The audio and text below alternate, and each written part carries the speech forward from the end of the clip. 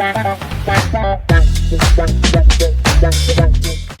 for tuning into a special episode of a collaboration between the Gale Ventures Podcast and the Ionavation Podcast, coming to you from the Heinz Institute for Entrepreneurship and Innovation at Iona University.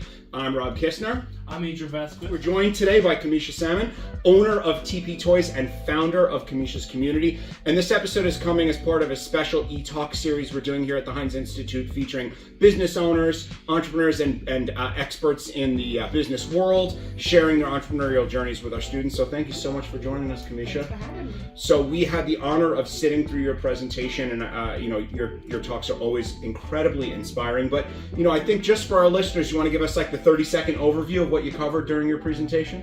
So what I covered today is starting a business. Make sure you have empathy, integrity, and fail quickly. Whatever ideas that you have, get it up off the floor. It doesn't matter if you fail 3 times, just get going. Absolutely. And I think, part of what was so great about your presentation is, one is you're a great speaker. You have a lot of passion and a lot of charisma, but also TP Toys is a really special organization. So can you just share a little bit about TP Toys with our listeners? Yes, so TP Toys is an educational toy store. We cater to toys for kids with autism and special needs. Excellent. So what inspired you to create the Kemesha Foundation, basically? So for Kemesha's Kommunity, we saw so many needs in the community to give back. Children that didn't have breakfast, students that didn't have jobs, backpacks. We wanted to make an impact to give back to families who are underserved. One of the things I love about your story and part of what you shared during the conversation, especially that you bring up fail frequently and fail fast, is, you identified a problem that you wanted to solve and had real drive and passion for. And what was important was that you had the drive and the passion to solve it, not necessarily how you were going to get there. You kind of dabbled and failed. And I think that's like a really important lesson for our students. Like, if you have the vision and you have the drive to do something, stick with it, and you're probably not going to get it right the first time. Yes. And that's okay, right? So it's a big mindset shift. So I really love that you brought that into your narrative. Yeah, I tell everyone to be purpose-driven. Yeah. I was purpose-driven. If you're money-driven, that's okay too. But if you don't have a purpose, it won't push you every single day to continue going and to make a difference. For me, I want to make a difference. I want to make an impact, and I want to make a big impact. So, and that's for me, it's giving back to others and lifting other people up. If I can make a difference by helping you get through your day, by navigating a positivity, I think I've done my job. And clearly the proof is in the pudding. You've been doing that to date, and I'm sure you'll continue to do that and support our community. So. Thank you. So you have such vast connections in Rochelle and the community. You're clearly an integral community member. Yes. Can you describe some instances of how trying resulted in failure, but that failure led you to grow as a result?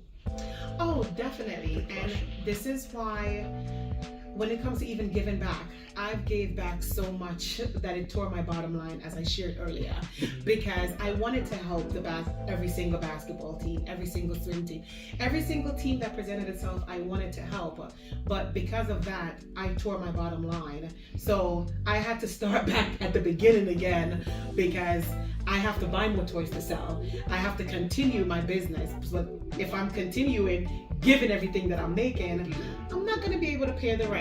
So that was an instance of trying to help my community. Backfired a little, but that's why I created Kemesha's Kommunity, so I can ask other people to help me give back rather than tearing my bottom line all the time. And it gets back to, knowing your mission and being driven to get there, and having to pivot and adapt and change to figure out how to make that work. And that's a part of entrepreneurship. You just said it, adaptation. That's it, right? Every single day is going to be something different. It's going to be a different challenge, and you have to find different avenues to how you're going to solve it, who you're going to collaborate with to help you solve it. And for me, I've used my community as teamwork. So we do everything together, and as I said today, we always ask for help. I ask for help every single time. You might hear no 50 times, but I promise you, someone will say yes. Absolutely.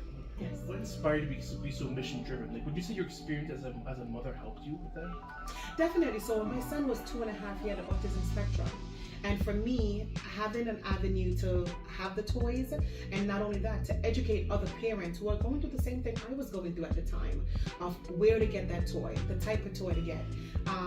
That's what drives me to go to the next level of how can I prepare other moms for what I'm going through. So that was my purpose.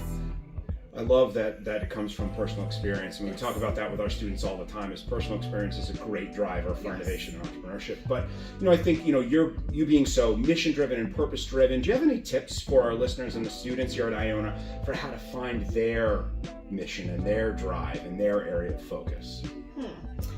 My tip will be, again, from personal experience. You can get up today and feel like, I want to start a business because I just don't want to work for anyone. That's the wrong reason. Because when you start a business, you work for everyone. 100%. And I think a lot of people don't understand that. One Google review can close your business the next day. So when you're starting a business, my tip will be, if you're not purpose driven, and if you don't have a personal experience to why you want to start, dive into that first. Figure that out first. If you figure out your purpose and try to tie it with a personal experience, I think you'll be successful. But if you're money driven, make sure you do research to make sure this business right now is what's needed. If you can find a need, just like Uber did, what's the other one? Lyft. Like, that's a need. You might not have a purpose to drive, but you can hire someone else because it's a need in the community. So find a need if you're not purpose driven, and just be dedicated.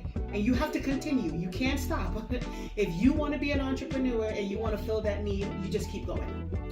Excellent. Well, I want to thank you so much for your time, for being a part of this e-talk series this week. Really fantastic. And we'd love to have you back as a guest on the Gale Ventures podcast. Thanks so much for tuning into the Gale Ventures podcast and the Ionavation podcast. And we'll hopefully see you again soon. Thank you so much. Absolutely.